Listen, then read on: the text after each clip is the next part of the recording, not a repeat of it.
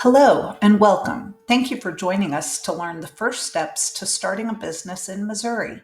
This webinar is presented by the Missouri Small Business Development Center. Right now is an exciting time as you are in the early planning stages for your business, or maybe you're just ready to launch. Today, we will walk through the essential steps to get your business off the ground the right way. What do the Missouri Small Business Development Centers offer entrepreneurs?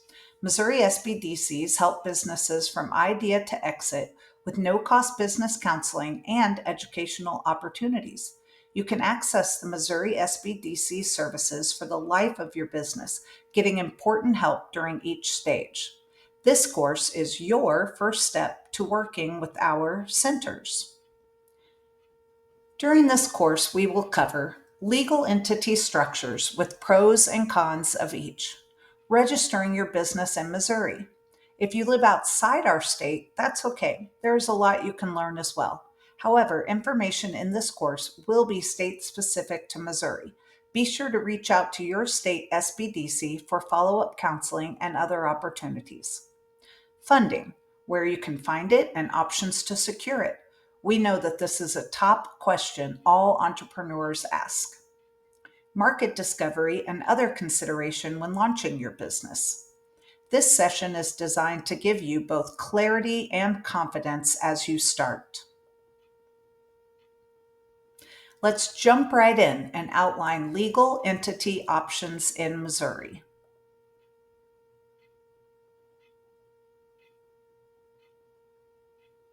Your business structure affects taxes, liability, and operation.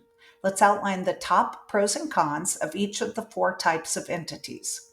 Remember that the choice for your business entity is best discussed with a qualified legal and accounting professional. Continue to research after you review today's information. Knowledge is power.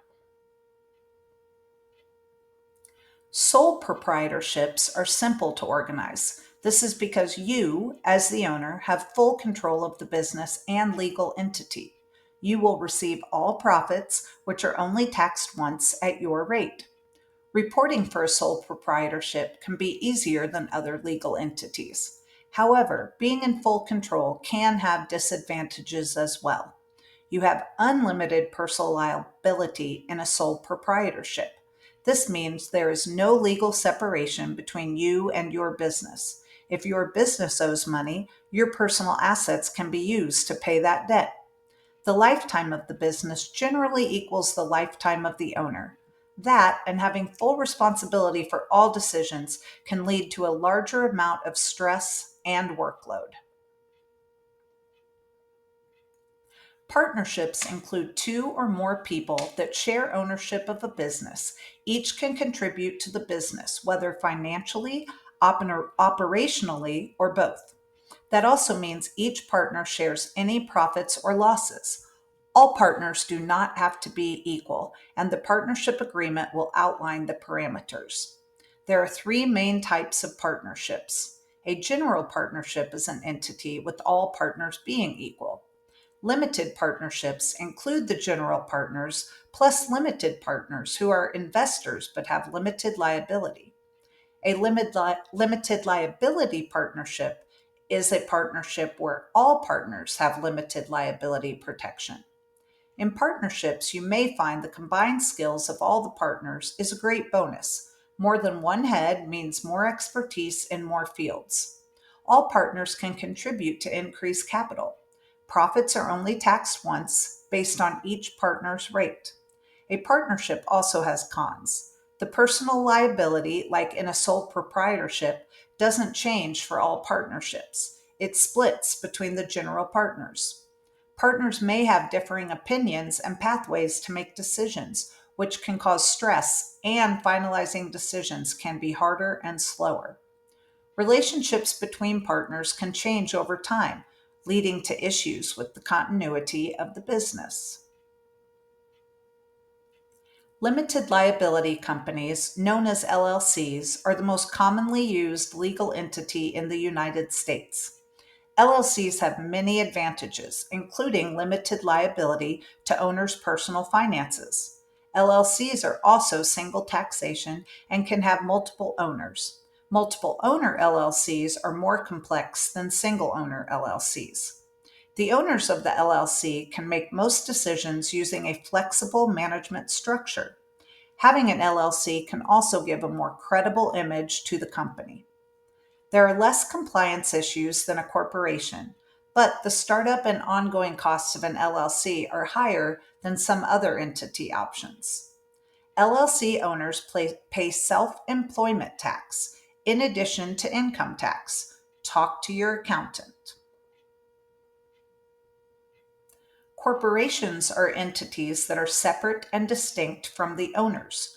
Corporations act as their own person, meaning they have legal rights on a standalone basis. Some corporation types are C Corp, S Corp, and nonprofit corporations. Each type has different parameters to meet. Corporations have shareholders and owners. All members have limited liability, and ownership can be transferred. There are potential tax benefits, although double taxation does apply to C corporations. This form of entity is complex to set up and subject to strict regulations and reporting requirements. Once you've chosen the right legal entity for your business, it's time to get registered and legal.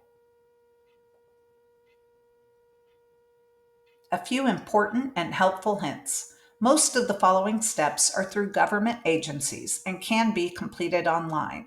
Always look for the .gov domain. If you choose to complete a Google search for information, remember that government agencies do not pay for prioritization or SEO.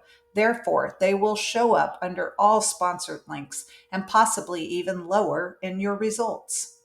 Be cautious of entering your sensitive data into websites. Check for the secure marking of HTTPS in the domain. Common sense rules apply to registering your business just like all other parts of our tech-focused lives. If you have chosen to work with a reputable third-party fee-driven service, they will guide you through the steps in this process. The cost to self-register your business depends on which entity you have selected. Many services through government sites are little or no cost. Do your research and use these same sites as a tool for valuable and timely information. Registering your business name and legal entity with the Missouri Secretary of State is required for LLCs, corporations, and doing business as, known as DBAs. Visit sos.mo.gov/business to find the step-by-step guides and other helpful hints. You will create an account on this site to complete the registration process. One account will cover all work through the Secretary of State. When you register for your account, be sure to use the email address you will use for your business. You may plan to use your own business domain. For example, joe@customcars.com versus joes@gmail.com. Be sure to check for your name availability prior to committing to a domain and before creating an account on the Secretary of State site. While changes in your registration are possible, it's much easier to have all the information correct when you create the account and register your entity. A fictional name search allows you to see if the name you have chosen is already in use or registered by another business in the state. It's important to check this for any DBA you plan to use and register. This step can be done before registration, and once completed, holds your business name and protects it. You will be asked for a registered agent during your registration process. A registered agent, by definition, is the person designated to receive mail on the business's behalf, which can include lawsuits and summons. This position can be filled by you, the business owner, or by a qualified outside source. Only you can determine which option is best for your organization. An EIN is your business's federal tax ID number. In many cases, it functions like your social security number when you use it personally. An EIN is required for hiring employees, forming LLCs, corporations, or partnerships, and opening a business bank account or business credit card. Apply online for no cost with the IRS at irs.gov/businesses/employer identification number. You need a Missouri sales tax number in three main instances. One, if you sell tangible goods, which are physical items that can be used and or consumed, such as clothing, accessories, drinks, and food. Second, you also need the sales tax number if you offer taxable services where you will charge sales tax to the consumer in exchange for your service. In Missouri, this includes automobile repair and telecommunications. You can find the full list of taxable services in Missouri at the Department of Revenue site, dor.mo.gov. You also need a sales tax number if you have employees and need to remit withholding tax. Again, register for this number at dor.mo.gov/taxation/business. Cities and counties may have their own business licenses, permits, and zoning laws. Contact your local government to learn what is required for your industry and location. Don't skip this step. In some cases, non-compliance can force you to stop business operations. The state of Missouri and many other states have a registration process for certain professions. Please check with www.pr.mo.gov to see if your profession requires licensing. These categories change, so check back often. Fees could apply. Many businesses need funding to launch or grow. What kind of sources of financing are out there? Let's discuss these options in a little more detail. Here are some options for funding. Let's first jump to the last two options on this list. You may choose to use credit cards to fund your business. We all know about credit card interest, repayment, and defaults, which apply to any business expense for which you use a credit card.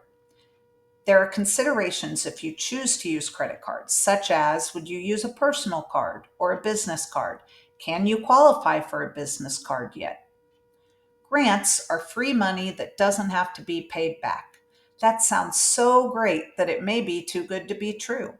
Grants do exist, but they are incredibly rare, highly competitive, and generally very segmented by industry, location, and/or demographics. It can become time-consuming to research the availability of grants, which may cut into other parts of your business. There are more accessible funding options, so let's jump into those now. Can you or should you use your own money to start? This is often a challenging question to answer. Be sure to know the cash flow your business will need. How much money will it actually take to run your business for a month, a year, and ongoing? Can you cover that amount with your own financing? Bootstrapping is positive as it allows you to have revenue up front and operate efficiently and free of other input. However, it can be a strain on your personal finances and may not allow you to grow as quickly as you would like. Ways to bootstrap may include the decision to continue working and use wages to start the business. Some entrepreneurs may even tap into savings or investment accounts. Decisions on what funds you should use are fully yours, but be sure it's discussed with immediate family and even your financial advisor. Maybe your friends and family have offered to help you out because they believe in you and your new business venture. Or perhaps you're ready to bravely ask your friends and family to support you financially. Be sure to handle this as a business transaction and include terms, expectations, boundaries, and repayment. There is always a risk to the relationship if you don't have a formal agreement. Remember, borrowing from any source requires repayment.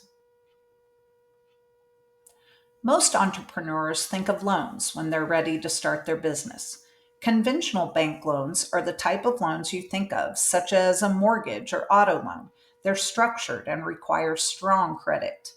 SBA loans, both 7A and 504, are financed through banks that are approved by the SBA. You can find a listing of these banks on sba.gov. SBA loans typically have lower down payments or interest rates and longer repayment terms. These loans have a guarantee from the SBA for a percentage repayment to the bank if you default. Defaulting on these loans will have the same detrimental impact a traditional loan default has: credit score lowered, less ability to borrow in the future, etc. Defaulting on an SBA loan can also mean that the federal government may pursue you for repayment. Specialty loans may be available to certain industries and for specific purposes. These include the USDA and rural lender loans, which still require strong financials and collateral. Microloans are loans generally in the amount less than $50,000. CDFIs and economic development agencies may offer these loans, as well as larger organizations that specialize in these, like AltCap and Justine Peterson. Microloans are startup focused and have more flexible qualification criteria. Equity funding is when you give ownership shares of your business in exchange for an investment in your business. Anyone know about Shark Tank? That show features mainly equity investments. While you do not have to repay the investment account, the shareholders get a percentage of your profits and they can have a say in your business decisions. Many equity investors are looking for companies with a strong exit strategy. They want the business to grow fast and then be acquired or merged. Generally, are not investments in a lifetime business. Accelerators and incubators may offer equity funding. You may have heard of Kickstarter or Indiegogo, and these crowdfunding platforms can include equity deals for your business. There are many crowdfunding sites out there. Be sure to research for your industry with pros and cons. What will you need to secure funding? You have to know your own business. What is it going to cost to start? Having the most precise figures possible is important. Simply having a ballpark estimate may not work when applying or asking for funding. Use a cash flow projection template to get the right numbers. This requires research. Some public libraries offer research databases, or you can purchase access to databases online.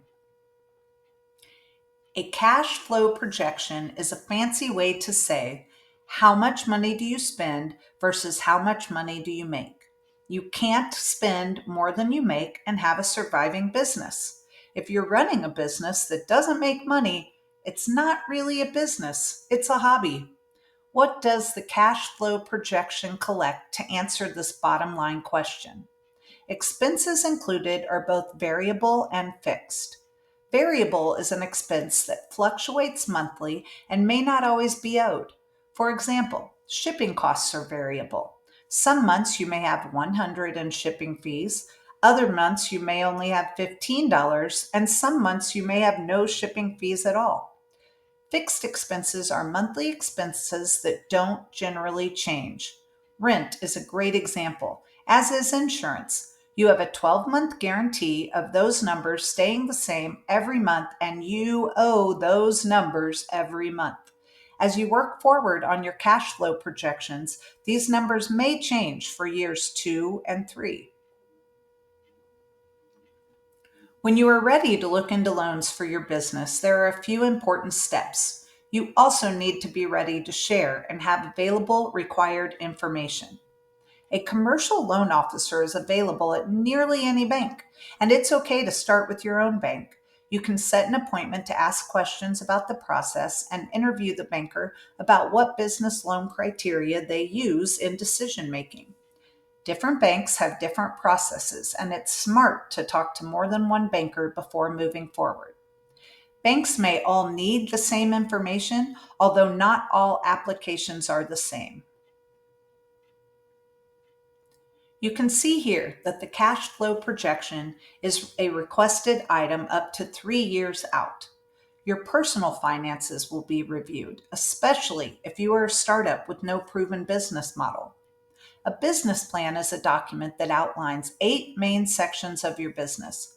While completing a business plan is not a required step to start, it will be requested by most banks or loaning institutions. There's a great template for business plans on the SBA.gov website. Your SBDC counselor can review the plan you create and ask questions or offer insight to make it the best it can be. The process of application will differ between banks, but generally includes the interview. This interview is the opposite of what you did at the beginning of the process. This time, the banker will be interviewing you. You will need to present documentation requested in the application and discuss your finances with the banker. After the interview, the bank will run checks and reference sources. With all that information, a decision will be made and you will be contacted with next steps. It's okay to ask the bank what timeline to expect. Remember, a declination does not mean you cannot reapply. Ask for the loan officer's input and reasons you were not approved this time. You can work on those points before you apply again, should you choose to do so. These 5 key factors are evaluated to determine your credit worthiness. Character. Will you repay the loan? This references your trustworthiness and reputation, both individually and as a business. Capacity. Can you repay the loan? Does your business or will your business generate enough income to repay your debt? Capital. How much have you invested? Do you have skin in the game? Have you made an investment in your own business before asking for money? Collateral. What do you have for a lender to seize if you don't pay? This is the assets you pledge to secure the loan. Conditions. What are the external factors that could affect your ability to repay? The overall economy, possible changes in your industry, those can forecast some of the conditions that a lending institution will look at. Conditions also include the purpose of your loan and the loan terms. The aim of marketing is to know and understand the customer so well the product or service sells itself. Peter Drucker. 4 major points should guide all your marketing activities. It's time to take a closer look. You can think about your target market as the person most likely to buy your product or service. It's helpful to dig as far into this as you can. What is your customer's age, gender, educational level, occupation, and family situation? Many entrepreneurs think their product or service is for everyone. However, to focus on the sales funnel, you must know the true target market that you need to reach. That stat, it's true. 20% of your target customer makes 80% of your sales. If you don't know who that is, how can you focus on them? You can do market research through a number of databases. Again, check with your local library for no-cost access to these resources. Your SBDC counselor can point you in the right direction and help guide you with thoughtful insight. Market research will help you more thoroughly define your target customer. As importantly, it will help you determine your competitors. Competitors are not just businesses offering the same exact service you are offering. There are many examples of this. If you want your customer to spend their entertainment dollars with your business, where else could they go to have fun? What money do you want them to spend with you that they could spend elsewhere? Learn who is also fighting for the same dollar. Where are they? How do they sell their product or service? Create your unique selling proposition. This guides you even further to know how to market and reach your customer. What is unique about your business, your service, or your product? Why is your laser tag arena a better place to spend dollars than an arcade? Perhaps it's that laser tag has the health benefits of movement during the play. Perhaps it's because laser tag focuses on groups and team or family bonding time. How can you focus and market that uniqueness to your target customer? What does it look like to market in the real world? A lot of hustle is involved for sure. Build your image by networking and trade shows. Give your customers a reason to spread positive word of mouth. You can use advertising and social media channels as well. A great way to think about marketing versus advertising is that marketing is leading a horse to water and advertising is making the horse drink. You need both parts of that process. Did you include an advertising budget in your cash flow projection? If so, I'm sure it's not unlimited. If you didn't include advertising in your budget, do you need to change that? If you're a single owner, you also have to decide how much time to commit to advertising. You wear a lot of hats, and this is certainly an important one. Where does your target customer hang out? If your target market is age 75 plus, social media is probably not your best use of time and funds. But if your target market is 18 to 24, social media might make the most sense. Social media can be free or paid targeted advertising, which will work for you. Test all of your theories with small budgets and learn if it drives business to your door. If you have a physical location, think of what people can see from roadways, sidewalks. Where's the best placement for signs and banners that you have paid money for? I'm sure you aren't surprised to hear that we cannot cover everything you need to know to start your business in this short webinar. Here are a few more topics that will need thought and research as you move forward. As we've discussed, please use a qualified legal or accounting contact for all legal and tax questions, but you can reach out to your SBDC office for other help. Taxes, everybody's favorite topic. It's a very important legal part of running your business. Getting in trouble with the IRS is not at the top of any entrepreneur's wish list. You will owe employment taxes, just like any company. How do you want to pay those? Will you have full payroll services or will you pay estimated taxes quarterly? Personally, you are responsible for income taxes, Social Security, and Medicare tax. When you hire employees, you have many more tax obligations. Speaking of employees, is it time for you to hire? When is the right time to hire? And who do you hire? These are important questions for your business. Some food for thought on worker classification. Are W-2 employees or contractors, often known as 1099s, best for your business? What are the differences? The top 3 differences include employees can be told how, when, and where to work. Contractors work under signed and mutually agreed terms. They maintain full control over how and when work is performed while covering the scope of the project. Second, employees have taxes withheld by the employer, and they are eligible to receive benefits offered by the employer. Contractors have no taxes withheld and are offered no benefits. The company must provide a 1099 IRS form if the contractor was paid in excess of $600 in a year. Third, employees are covered by labor laws, while contractors are not.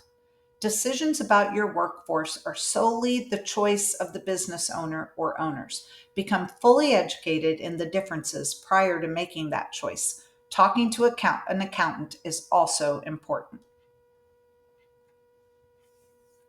Business insurance requirements differ by location and industry. Talk to your qualified business insurance broker about which are needed for your business. As a final thought, and a very important one, please remember to keep your personal and business finances separate. A business bank account and business credit card should not commingle with your personal accounts. There are many, many platforms that can help you track expenses and keep things clean. We've given you some tools today to take action, research further, collect your questions, and get in touch with your local SBDC office to talk with a counselor. You're not alone. Tap into Missouri Small Business Development Centers. We believe in your success. Thank you for letting us support your first steps. Our sponsor centers today cover the counties in areas 9 and 10. Use the contact information here to get in touch with the Missouri SBDC at Missouri Southern State University or Missouri SBDC at State Fair Community College. If you are outside these counties, you can make an appointment by completing the Contact Us form on our state website at MissouriSBDC.org. Missouri SBDC is a member of the nationwide America's SBDC network. We receive federal funding from the Small Business Administration. Thank you for joining us and good luck with your next steps.